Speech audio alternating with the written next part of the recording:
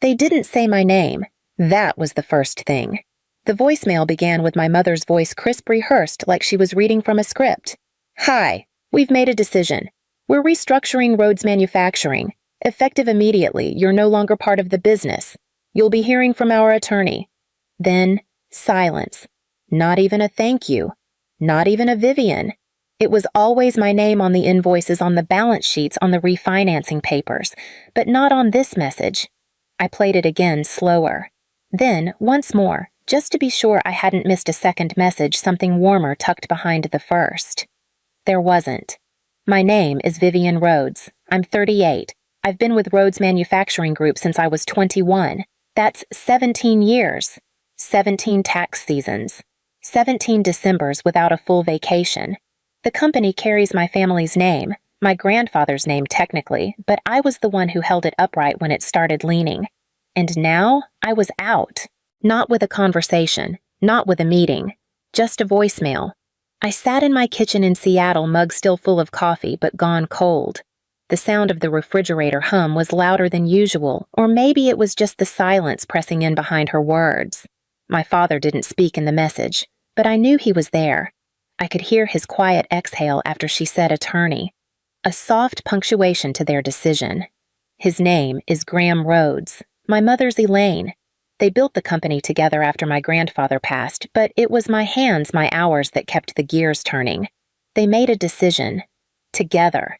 I could have called them back, asked why, begged for some part of the truth. I didn't. Instead, I opened my laptop, found the email chain with the lawyer I'd met at that boring finance conference 2 years ago in Phoenix. In the message, I didn't explain. I didn't ask for advice. I just wrote, "It's time. Let's talk options." Then I hit send. The first time I walked through the factory floor at Rhodes Manufacturing, I was 21. My shoes were too clean, my suit too formal. I remember one of the line managers joking that I looked like I'd gotten lost on my way to a bank interview. He wasn't wrong, but I was eager, naive, and stubborn enough to learn. My grandfather, Richard Rhodes, had started the company in 1967 with one welding machine and a handshake. He passed away just after I finished college, and the company was passed to my parents, Graham and Elaine. 50% to my father, 30 to my mother, and 20 set aside unspoken for when my older brother Zach decided to join the legacy. He never did. Zach preferred startups and co-working spaces.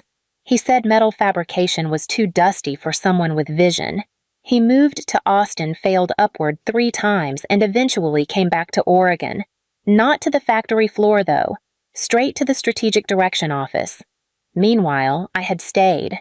I started in procurement, moved into payroll, took night classes to understand supply chain logistics, then became the one they called when the books didn't balance or the loan paperwork needed rewriting before morning. No one said thank you, but they stopped questioning whether I belonged. My mother used to tell people I was the numbers girl, like I was still 12 and doing her checkbook at the kitchen table. "Viv keeps us all grounded," she'd laugh. Don't know what we'd do without her. Funny thing is, I believed that. I lived in that sentence for years. I wore it like armor. Until the year I pulled a second mortgage on my house to keep the payroll running when 2 key clients defaulted. I never told anyone, not even my parents. I just sent the funds under a shell LLC so it wouldn't look like desperation. I called it stabilization liquidity in the quarterly report. The next quarter, when things evened out, I overheard my father telling a board member Zach made a smart call on that invoice strategy. Proud of the kid. Zach hadn't opened QuickBooks in months. I swallowed it, like always. I told myself it didn't matter who got credit as long as the company stayed afloat. That was my role. Not the name in the paper, but the name in the emergency file cabinet. Over time, things shifted. My access to high-level planning meetings started fading. My mother said I was overloaded already and should focus on what you're good at. Then came the updated org chart. My name wasn't on it. I asked about it. Elaine smiled, touched my arm, and said, "Viv, you know we value you, but this is just a visual. Don't overthink it." That was 2 years ago. 1 year ago, I noticed my headshot was missing from the company website. The About page listed Graham as Founder Elaine as president, and Zach as executive vision lead. There was no CFO, no mention of finance at all. I took a screenshot, not because I needed proof, but because part of me still couldn't believe it. I had become the invisible gear, the piece that only matters when it breaks. I stayed anyway, because somewhere beneath the silence I still believed they'd see me again, that all the years I kept them afloat counted for something, that maybe, just maybe, blood still meant belonging. It didn't happen all at once. That's the cruel thing. It wasn't a firing. It wasn't even a fight. It was a slow subtraction, one folder at a time, one shared drive permission quietly removed, one group thread I suddenly stopped seeing. I noticed it first when I went to update the vendor schedule and couldn't access the Google Sheet I had built from scratch 6 years ago. Access denied, the screen said. I thought it was a glitch. I emailed Zach. He replied, "Oh, yeah, we've consolidated finance ops into a different workflow. Nothing urgent. I asked to be looped in. I never was." A few weeks later, my badge didn't open the second-floor conference room. Elaine said the system had changed and she'd check on it. She never did. One by one, the parts of the company that had once passed through my hands now moved without me. Faster. Messier. But no one seemed to care. Then came the annual shareholder packet. For the first time, it arrived late and printed, not emailed. My copy was missing key schedules. The charts were different. The language was softer, more forward-facing. I recognized Zach's tone all over it. But what caught me most wasn't the numbers. It was the signature block. Elaine, Graham, Zach. 3 names, not 4. I checked the official documents.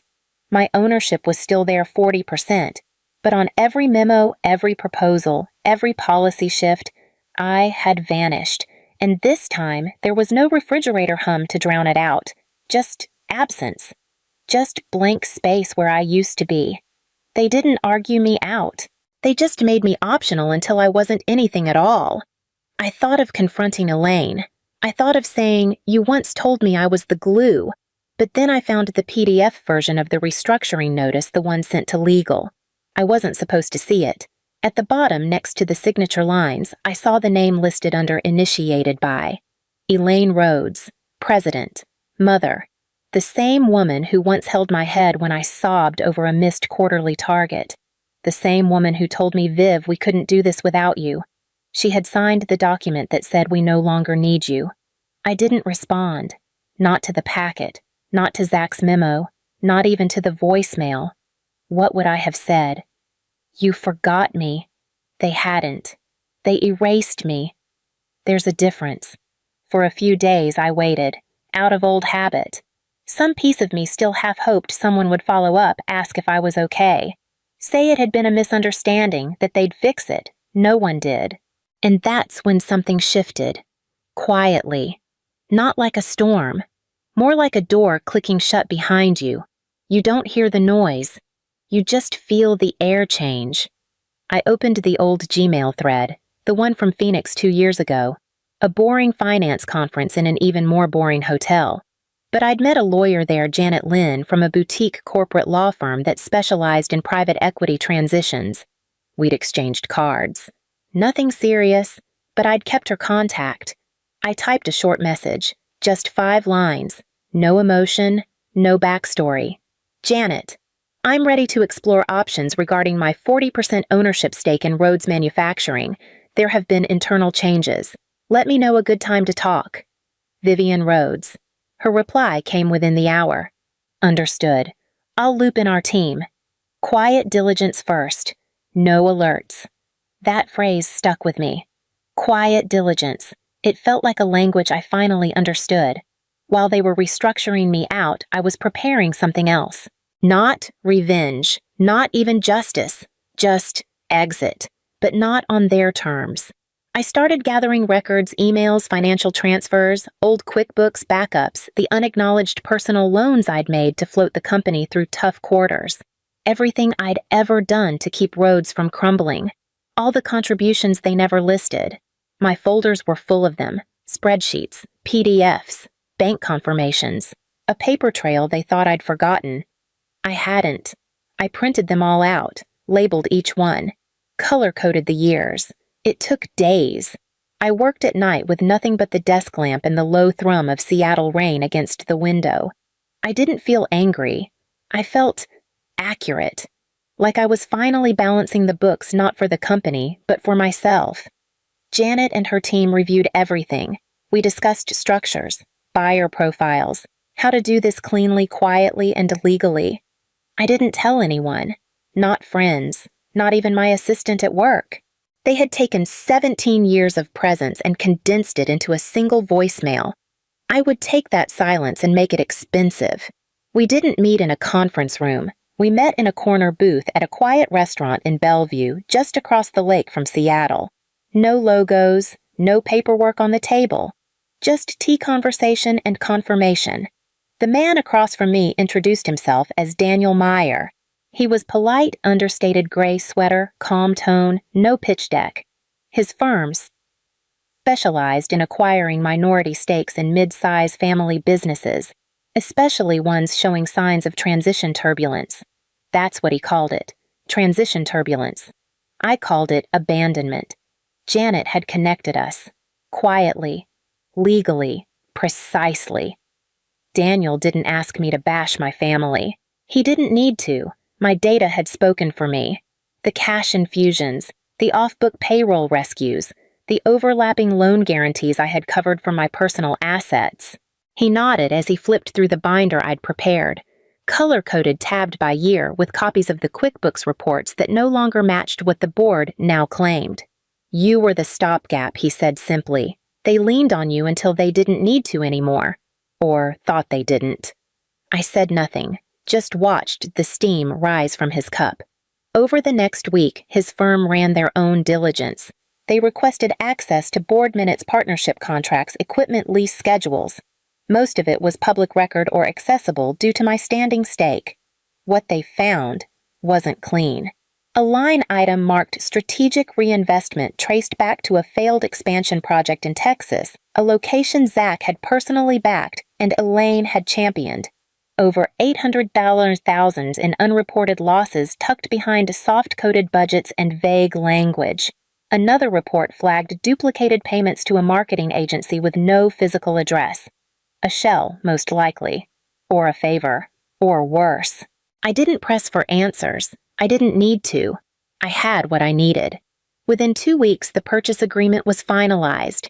My 40% stake, valued fairly by a third-party assessor, was transferred in full to Daniel's firm. No drama. No board vote required. The operating agreement, last updated in 2016, had no right of first refusal clause. I had every right to sell. We signed the papers in a small downtown office, neutral ground. The table was polished maple. No family crests. No Rhodes legacy quotes on the wall. Just signatures. Just silence. After the funds cleared, Janet drafted my exit memo. I didn't read it twice. Instead, I opened the original voicemail from Elaine just once more. I listened all the way through. You'll be hearing from our attorney. They had meant it as a warning, a wall, a dismissal. It ended up being a door. I forwarded the message to my archived folder. Then I sent a new email, short final transfer complete. All communications to be directed through counsel. No regards, no closing sentiment. Just closure. And for the first time in 17 years, I closed the Rhodes folder on my desktop and didn't save changes. The first call came at 6:12 a.m. I let it ring, then silenced the second. By the time I'd finished my coffee, there were 16 missed calls. By noon, it was 47. The next morning, 72. Zach tried every number. My cell, my office, even Janet's direct line, which she ignored. He left voicemails, each one more frantic, less coherent. On the third day, I picked up. Not because I wanted to, but because I was curious what panic sounded like in his voice. Viv, you have to undo this. Please, you don't understand what's happening. He was out of breath. Background noise sounded like someone pacing on tile. They froze everything he gasped. The investor, your buyer, they're requesting a forensic audit. They're saying there are discrepancies. Viv, they're going line by line. I let the silence sit a second longer. Then, that sounds like standard due diligence, Zach. He made a choked sound, somewhere between a laugh and a sob. You don't get it. They're going back years. They flagged the Texas reports, the vendor contracts, even Mom's restructuring memos. They found gaps. Viv, they found things that could look bad. Or things that are bad, I asked, voice calm. He didn't answer. You have to help us, he said finally. You have to talk to them. They'll listen to you. Just tell them it's all fine. That we're clean. I can't do that. Why not? I leaned back in my chair. Because you said I was out. He went quiet. I was told I'd hear from your attorney, I continued. Instead, my buyer heard from yours. And now your company has a new stakeholder, with questions, that I no longer have to answer. Viv. His voice cracked. It wasn't supposed to go like this. Mom didn't think you'd actually... Actually what? He hesitated. Actually leave. Not like that. Not sell your shares. Not to them. I waited. You were supposed to fight for it, he said low. That made me pause. Because for a moment he sounded almost honest. Almost like the kid I used to sneak popsicles with after school in the break room. Before we grew into roles we never chose and became people we couldn't recognize. You wanted me to fight, I said, so you could be the one who forgave me when I lost. He didn't deny it. There it was, the unspoken arrangement, the setup. They'd erase me, and if I reacted poorly, rage, demand, beg, they'd keep control. And if I stayed quiet, they thought I'd come crawling back. But I hadn't done either. I'd walked out the side door and locked it behind me. You could fix this, he said one last time. Just one call. No, I said, you fix it. You're the one who said I wasn't part of the real decisions. Now you are. I ended the call. He called back. I didn't answer. Janet called 10 minutes later with an update the investor's audit team had officially launched a compliance investigation. My former title was flagged in multiple filings but omitted in recent reports. Legal exposure was likely. In short, they were in trouble. I felt no joy, no anger, just stillness. Like I'd finally stepped outside the storm I'd been standing in for 17 years without realizing it. A few days later, I received an email from Elaine. Not to apologize, just one line. Can we meet privately? No lawyers. I didn't reply. I printed the email, slid it into a folder, labeled it after. And just like that, the collapse wasn't loud. It wasn't a bang. It was quiet. Like a building falling in slow motion after the last support beam is quietly pulled away. I didn't block them. I didn't need to. Zach stopped calling after the audit became public within the local business network. Elaine switched to emailing once a week, vague professional always signed, warmly Mom. Graham never reached out at all. I forwarded everything to Janet's office. Her paralegal responded with templated replies. I never saw the contents again. It was easier that way. Some part of me had expected the silence to feel like grief. I braced for it like a second storm behind the first. But it never came. Instead, there was a space I hadn't felt in years. Not loneliness, not sadness. Breathing room. I stopped waking up with my jaw clenched, stopped checking my phone every 5 minutes. I began having weekends again, coffee that stayed hot, sunlight through the windows that didn't feel wasted. For the first time in nearly 2 decades, my calendar was mine. Not filled with board prep, not crisis control, not fixing someone else's mess while being told I was lucky to be involved. Just stillness. And in that stillness, I finally understood something. They didn't cut me out because I was weak or inconvenient. They cut me out because I made it work, because I had become the part they could never control and never fully credit. So they erased me. But here's the thing about being erased, it doesn't make you disappear. It just makes you harder to manipulate. The package arrived on a Thursday. No return address, no card. Just a brown padded envelope sealed carefully, my name printed in my mother's handwriting. Inside a photo frame. the same one that used to sit on the console table in the Rhodes main office, the one near the front lobby. In the photo, we were standing in front of the old warehouse, me, Zach, Graham, Elaine, smiling like we'd all earned the same place, like we'd built something together. Back then, I believed we had, but now looking closer, I saw what I hadn't seen before. The frame had a new chip in one corner. A hairline crack ran through the glass right across my face, not shattered, not intentional, just worn, like time itself had rubbed me out. I didn't fix it. I didn't hang it up. I didn't even keep it on my desk. I placed it in a drawer, closed it without sound, and with it closed the last open door. No rage. No need for closure. They had said, "You're out." And I had answered, "Understood." That was enough.